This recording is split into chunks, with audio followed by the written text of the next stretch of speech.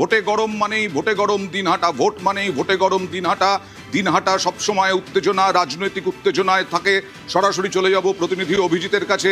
অভিজিৎ, কি অবস্থা? এখনো পর্যন্ত অনেক জায়গাতে আমরা খবর পেলাম আমাদের প্রতিনিধিদের মাধ্যমে যে পোস্টাল ব্যালটের গণনাই শুরু হয়নি। সব থেকে উল্লেখযোগ্য, বারাসাতে তুমি শুনলে অবাক হয়ে যাবে, গ্রুপ ডি স্টাফের অভাবে নাকি পোস্টাল ব্যালট ঢোকানোই যায়নি গণনা কেন্দ্রে। এখানে কি অবস্থা? এখানে অতটা খারাপ অবস্থা না হলেও, বারাসাতের মতন অবস্থা না হলেও, এখানেও পোস্টাল ব্যালট অর্থাৎ দিনহাটা কলেজ, সেখানে দিনহাটা এবং সিতাই বিধানসভা কেন্দ্রের গণনা হচ্ছে এবং সেখানে পোস্টাল ব্যালটের গণনা বেশ খানিকক্ষণ দেরিতে শুরু হয়। কারণ এজেন্টদেরই সকাল 6টার সময়, যেখানে এজেন্টদের নির্বাচনী কাউন্টিং এজেন্টদের ঢোকার কথা, সেই কাউন্টিং এজেন্টদের প্রায় 7টার কাছাকাছি সময় তারা ঢুকতে পেরেছে, ফলে অনেকটাই দেরি হয়েছে। তবে এই মুহূর্তে যেটুকু জানা গেছে যে এখনও পোস্টাল ব্যালট গণনা চলছে এবং পোস্টাল ব্যালট সিতাই এবং দিনহাটা দুটোরই পোস্টাল ব্যালটের গণনা চলছে। ফলে যে যেখান থেকে বলছেন যে এই প্রার্থী এগিয়ে আছে বা এগিয়ে আছে, সেখানে এখনও কোনো রকম ভিত্তি নেই। কারণ এখনও গণনা চলছে, পোস্টাল ব্যালটের গণনাই চলছে, এখনও ইভিএম খোলা হয়নি। তবে উত্তেজনা এখনও পর্যন্ত সেইভাবে নেই, কারণ এখানে প্রশাসন এবং কেন্দ্রীয় বাহিনী তারা একদিকে উদয়ন গুহর বাড়ি যেদিকে, সেদিকে তৃণমূল কংগ্রেসের সমর্থকদের এবং উল্টো দিকে একদম দিনহাটা কলেজের বিপরীত দিকটাতে অর্থাৎ কোচবিহারের দিকে, সেই দিকে বিজেপি কর্মী সমর্থকদেরকে সেখানকে জমায়েত করিয়েছে। ফলে দুপক্ষের মধ্যে যে কোনো গন্ডগোল, আর মাঝে সর্বত্রই কেন্দ্রীয় বাহিনীর জওয়ানরা ব্যারিকেড করে রেখেছে। এখনও পর্যন্ত গন্ডগোল কিছু নেই। এখানে কোচবিহারের সাংসদ, তৃণমূল কংগ্রেসের সাংসদ জগদীশ শর্মা বসুনিয়া, তিনি উপস্থিত রয়েছেন সকাল থেকে। পাশাপাশি উদয়ন গুহ, তিনি তার দলীয় দপ্তরে বসে রয়েছেন। অন্যদিকে বিজেপি প্রার্থীরা তারা গণনা কেন্দ্রে ঢুকেছেন, বেরোচ্ছেন। এই একদম অভিজিৎ, কোচবিহারের পরিস্থিতি জানলাম, দিনহাটার পরিস্থিতি জানলাম। আমরা আপনাদেরকে জানিয়ে রাখি, নিউজ 18 বাংলা রেজাল্ট মানেই এগিয়ে, এবং নিউজ 18 বাংলা কখনো তাড়াহুড়ো করে না। আমরা ধীরে সুস্থে আসল রেজাল্ট নিয়ে আসি। আমি একটু প্রদীপের কাছে যাওয়ার চেষ্টা করব যে পোস্টাল ব্যালটের ইতিহাসটা, মানে পোস্টাল ব্যালটে কি সবসময় রাজ্যের শাসক দলে গিয়ে থাকে না বিরোধী দলে গিয়ে থাকে? বিশেষ করে প্রতিষ্ঠান বিরোধী হাওয়া যখন চলে তখন কি হয়? পোস্টাল ব্যালটের ট্রেন্ডটা কি থাকে? দেখুন, পোস্টাল ব্যালটের ট্রেন্ড সাধারণতভাবে আমরা দেখেছি যে শাসক দলের পক্ষেই থাকে, কিন্তু এইবারের নির্বাচনটা একটু আলাদা। এইবারের নির্বাচনটা এমনভাবে নির্বাচন হয়েছে, তার প্রেক্ষাপট আলাদা, তার বিষয় আলাদা, এবং সেখানে শাসক দল বলতে মানুষ কাকে বোঝাচ্ছে? পশ্চিমবঙ্গের শাসক দল না এসআইআর যারা করিয়েছে সেই শাসক দল কেন্দ্রের আমরা জানি না। তো ফলে এইবারে পোস্টাল ব্যালটের যেটা, সেই জন্যই বোধহয় পোস্টাল ব্যালটের কাউন্টিং এবারে শেষে তার গণনার ফলাফল জানাবে বলে ইসিআই বলেছিল। কিন্তু বর্তমানে আমরা যেটা দেখছি যে পোস্টাল ব্যালট নিয়েই অনেক বিভ্রান্তি আছে। পোস্টাল ব্যালট শুরু হয়নি অনেক জায়গায়। আমার একটা জিনিসই বলার, যে এতটা 4-5 দিন সময় পাওয়া গেল 29 তারিখের পরে, তাহলে এখনও কেন আধিকারিক থেকে গ্রুপ ডি স্টাফ এগুলো সমস্ত কেন্দ্রে তো অনেক আগে থেকেই ঠিক এতটা টাইম পেয়েছে? ফলে এই যে মানুষের যে এখনও মানুষ বুঝতে পারছে না যে আসলে কি পরিস্থিতি হচ্ছে।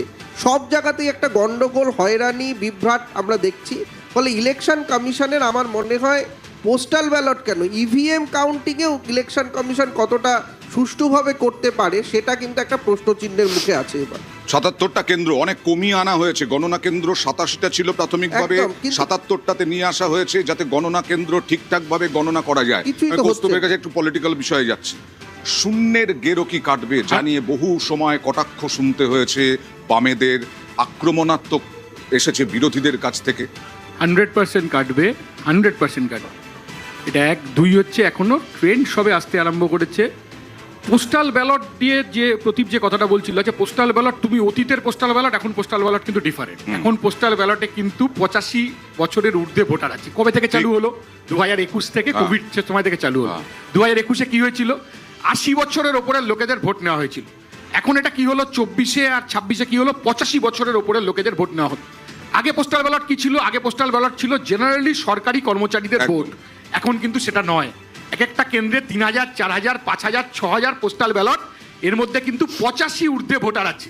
সাধারণ মানুষ ঢুকে পড়েছে, সাধারণ মানুষ ঢুকে পড়েছে। কিন্তু এখন বিশেষভাবে সক্ষমরাও দিতে পারেন। হ্যাঁ, বিশেষভাবে সক্ষমদের তো এখন করেনি। তো 85-র ওপরে যাদের, তাদেরই হবে। কারণ আমরা আমরা বলেছিলাম এই কথাটা, নির্বাচন কমিশনদের ফিজিক্যালি হ্যান্ডিক্যাপ বা এরকম প্রচন্ড অসুস্থ, বেড রিটেন, সেটা নির্বাচন কমিশন অ্যালাউ করেনি।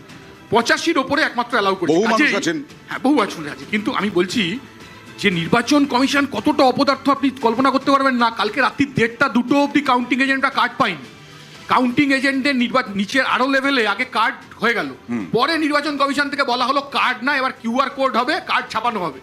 আমরা প্রত্যেকটা পার্টি এক্ষেত্রে অন্য কেউ না, দেখুন বিজেপি অভিযোগ করছে যে প্রত্যেকটা পার্টি আমরা স্ক্যান করে সমস্ত কাউন্টিং এজেন্টদের ডিটেলস দিয়ে দিলাম, কিন্তু নির্বাচন কমিশন কালকে রাত্রি 1:30, 2, 2:30, 3টের সময় কাউন্টিং এজেন্টের কার্ড দিতে পারলো।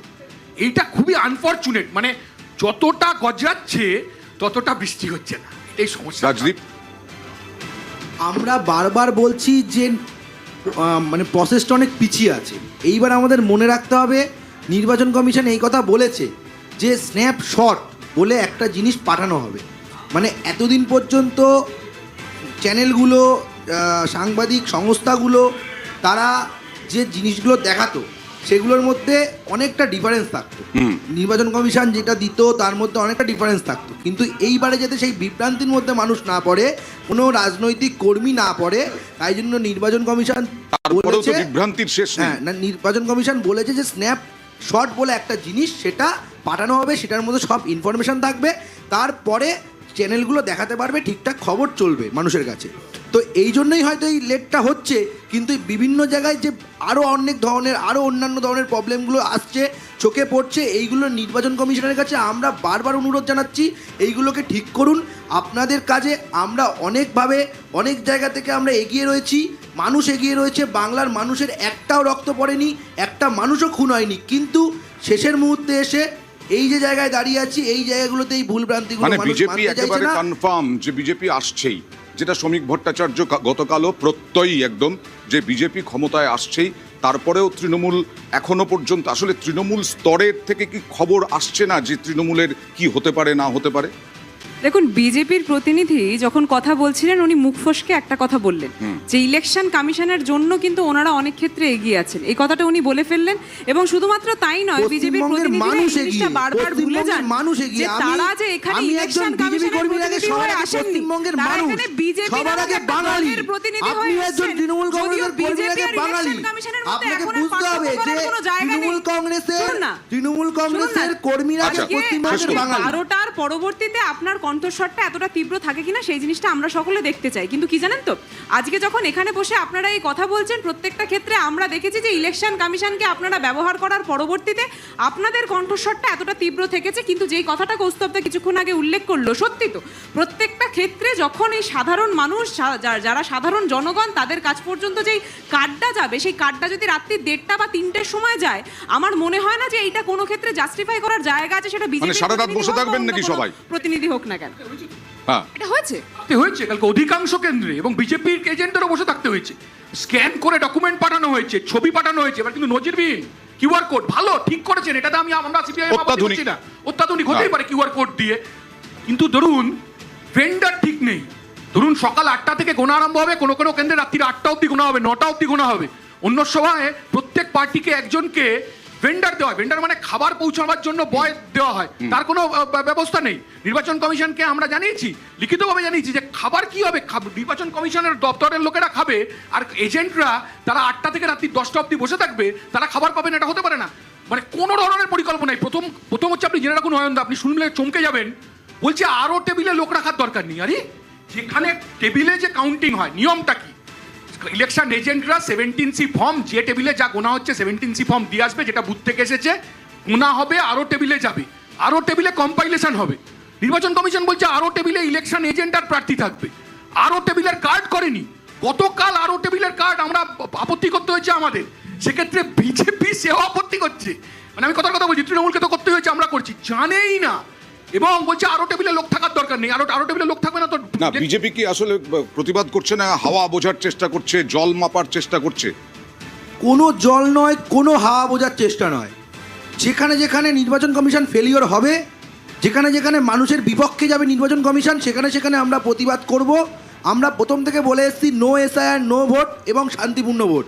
আমাদের দুটো দাবি নিয়ে আমরা ইলেকশনে লড়তে নেমেছি। CRPF এইটা যখন কিন্তু- একটা এইটা 10 কিন্তু- বছরের এইটা বাচ্চাকে কিন্তু রেপ BJP বারবার করছে, বলেছে, সেই সমীর অভিযোগে যখন ভট্টাচার্য, তাকে সুকান্ত গ্রেফতার করা মজুমদার, হচ্ছে শুভেন্দু তখন অধিকারীরা বিজেপির বারবার প্রতিনিধিরা বলেছেন কোথায় প্রতিবাদ যে করেছে গণেশ অয়নদা? কুমারকে এখানে আসতে হবে, এসআইআর কিভাবে হচ্ছে দেখে যান।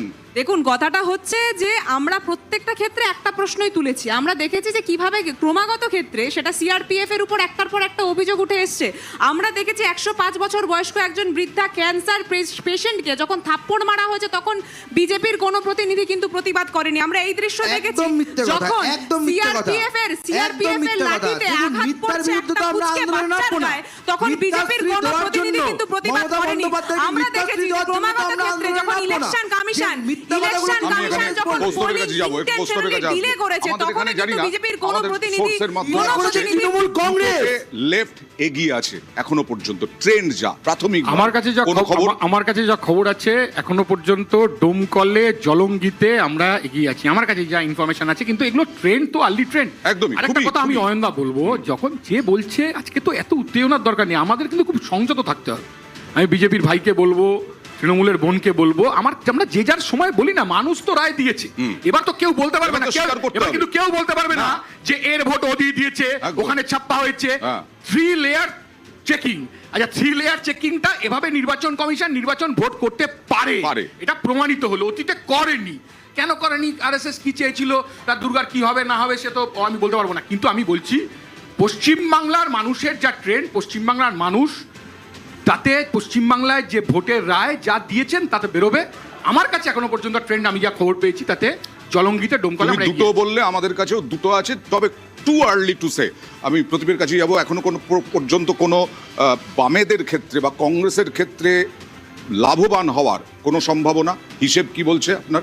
না, এখনো অবধি যেটা আমরা দেখছি যে কংগ্রেস এবং লেফট দুজনেই দুটো জায়গা থেকে এগিয়ে না, আছে। আজকের এই ট্রেন্ড ধরে বলছি না, না, আমি এমনিতেই সাধারণভাবে আমি বলছি যে আমাদের এবারে কিন্তু কংগ্রেসের এবং লেফটের একটা উত্থানের কথা তো আমরা সব জায়গাতেই দেখেছি, এবং তাদের যে মানুষের যে একটা উদ্দীপনা ছিল তাদের সব কিছুতে, সেটা আমরা দেখেছি।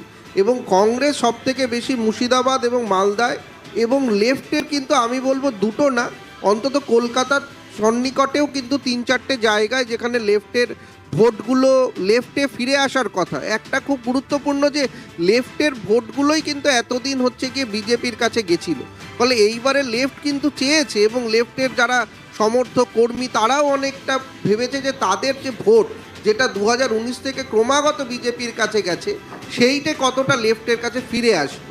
এবং আমার নিজস্ব ধারণা সেটা হচ্ছে যে ডোমকল জলঙ্গি ছাড়াও বিভিন্ন জায়গায়, এবং আরেকটা জিনিস যেখানে যেখানে বিজেপি প্রাথমিকভাবে এগিয়ে আছে, আমি জানি না পরবর্তীতে হয়তো দেখা যাবে যে লেফট কতটা ভোট পেয়েছে, Right. হয়তো সেটা তৃণমূল কংগ্রেসের বিরুদ্ধে গেল না বিজেপির বিরুদ্ধে গেল, সেটা কিন্তু একদমই, বিশ্লেষণ। মানে কংগ্রেস বা সিপিআইএম বা বামফ্রন্ট তারা কতটা ভোট পাচ্ছে তার উপরে নির্ভর করছে কিন্তু তৃণমূলের ভবিষ্যৎ বা বিজেপির ভবিষ্যৎ।